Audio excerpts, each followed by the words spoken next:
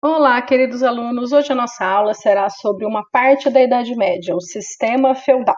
Lembrando, né, que nós temos várias partes para formar esse longo período de praticamente 1000 anos, que é a Idade Média. Nós já estudamos os reinos bárbaros cristãos, como Carlos Magno, nós já estudamos o Império Bizantino, nós já estudamos o islamismo, e hoje é a vez do feudalismo. Como é que ele foi formado, hein? Vamos ver?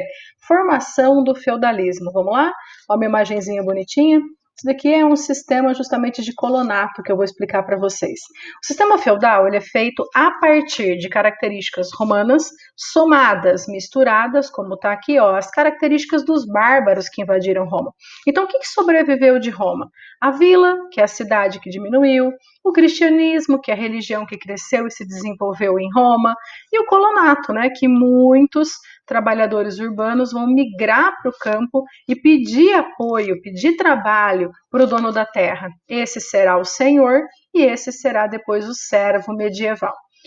Somado a essas características romanas, nós temos as características bárbaras, que também vão contribuir para esse sistema. Dos bárbaros, nós temos a economia agrária e a monetária, né, sem moedas, e a suzerania e vassalagem, que são fruto do comitatus, do direito consuetudinário dos bárbaros. Né? Além dessas características, na arquitetura, paredes grossas, são fortificações construídas para proteção. Isso é um castelo medieval, né? Tá aqui. Aqui o colonato, que é a servidão dos camponeses, né, que pedem proteção para o senhor. Esse será o senhor feudal durante o sistema feudal. E para terminarmos a característica política, tá aqui, ó. Aumentou o poder local dos proprietários de terra. Por quê? Porque agora eles têm funcionários, que são os seus servos, e eles mandam nessa relação servil. Então eles têm um grande poder econômico, um grande poder social e um grande poder político sobre seu feudo. Então o poder local ele está preponderante. Ô Bel, mas quem que é esse senhor feudal? É o antigo duque, gente, o antigo conde lá da época, né, que o Carlos Magno dividiu as terras para os seus principais militares. A partir daquele período, a gente tem o quê? Uma preponderância do senhor da terra e uma diminuição do poder dos reis. Essa diminuição do poder dos reis faz com que os reis existam, mas eles não tenham uma centralização efetiva. Então o poder do rei diminui, principalmente dos netos do Carlos Magno, né, que tinham feito o Tratado de Verdun, à medida que o poder do senhor feudal ele só aumenta. Tem um slide aqui sobre isso, ó. O rei existe, mas ele não reinava com poder centralizado, fazendo leis, cumprindo a lei. O poder da época do sistema feudal, ele está descentralizado. Então, o sistema feudal, ele é descentralizado. Fechou?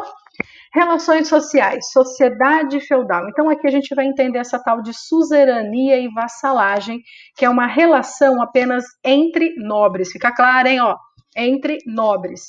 Este senhor que é o suzerano é um nobre, dá para perceber, mas esse vassalo é um nobre também. Isso não acontece entre um nobre e um servo, é entre nobres, normalmente com relação à doação de terras. Então, esse suzerano, ele normalmente dava um benefício ao vassalo, que normalmente é uma doação de terras, e esse vassalo jurava, como está aqui ajoelhado, fidelidade ao seu suzerano. Então, é uma relação de obediência, é uma relação intrínseca entre dois nobres, na qual um nobre tem um poder superior, é o soberano, é o suzerano, e um nobre está aceitando ajuda, está aceitando benefício, e esse é o vassalo. Outras relações, aqui uma imagenzinha fofa, eles selavam, tá?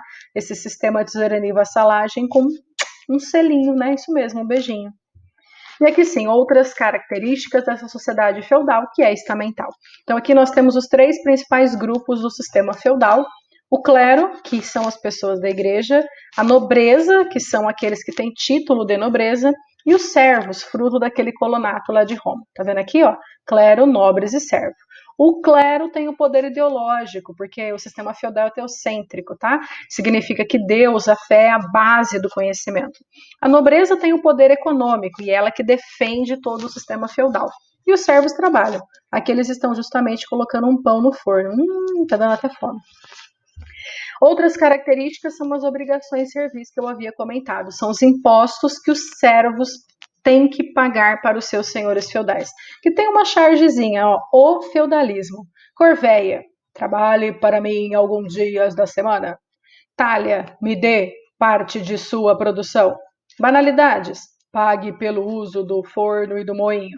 Dízimo, pague o dízimo à igreja, já que ela também é uma senhora feudal, ok? Ou paga, né? Porque aqui a gente não tem uma economia monetária, não tem como sonegar imposto de renda, era o produto, quando ele era produzido, que tinha que ser entregue à medida que esses impostos eram sendo cobrados. Então, como é que funcionava de fato a corvéia? Eram alguns dias que os servos trabalhavam, né, para o senhor feudal, numa área chamada de manso senhorial, em que toda a produção desse lugar, dessa terra, desse manso, ficava para o senhor feudal. Então, ele trabalha numa terra que o produto é só, exclusivo do senhor feudal. Isso é a corvéia, são dias trabalhados no manso senhorial. Outro imposto, talha. Existe uma parte da terra do feudo chamada de manso servil. Isso mesmo, eu tenho o manso senhorial e o manso servil. A terra do manso senhorial, o produto é do senhor feudal. A terra do manso servil, o produto, uma parte do produto, é do servo. Então, a talha é uma parte do produto do manso servil que o servo entregava o produto para o senhor feudal, certo? Essa é a talha. Banalidades. A banalidade está mais clara aqui, né? É o pagamento em produto pelo uso do forno, do moinho e outros utensílios e instrumentos do senhor feudal. O dízimo vem da palavra 10.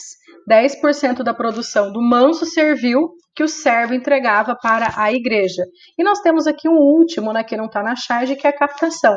A cada pessoa que nascia dentro das áreas servis, os servos tinham que pagar per capita um imposto. Isso é chamado de captação. Um imposto por cada servo que vive naquele manso servil, certo? Isso daqui, então, mais do que imposto, é uma obrigação que os servos pagam.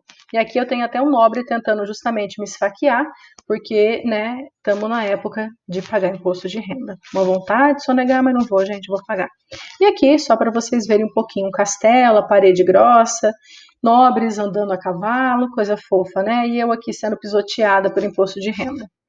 Economia feudal, vamos lá? Baseada na agricultura, você já sabia, né? Que era uma característica dos bárbaros que vai continuar no sistema feudal. Talvez o que você não saiba é que um feudo ele é praticamente suficiente. Como assim?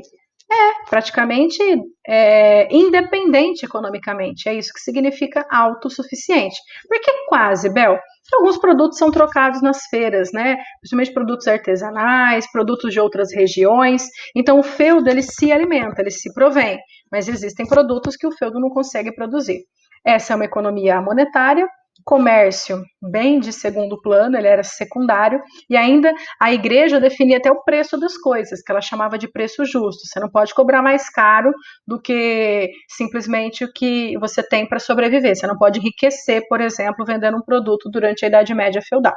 A cobrança, ó, além do preço justo, que era chamada de usura, é uma heresia, uma punição, é uma prática punida pela igreja medieval. O artesanato ele é organizado em corporações de ofício. O que é isso? São artesãos que se reuniam como numa cooperativa para padronizar o preço do produto, para tentar comprar matéria-prima de uma forma mais funcional, mais barata. E tudo isso, né?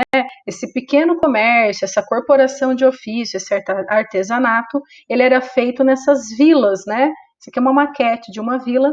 Era nessas vilas que aconteciam as feiras, mas as feiras não eram como hoje, tá? As feiras normalmente aconteciam uma vez por ano na época em que terminava a safra, a colheita dentro do sistema feudal, tá? E aqui a gente vai encerrar por agora, porque eu vou fazer um outro videozinho sobre as monarquias para vocês. Beijinho, até mais!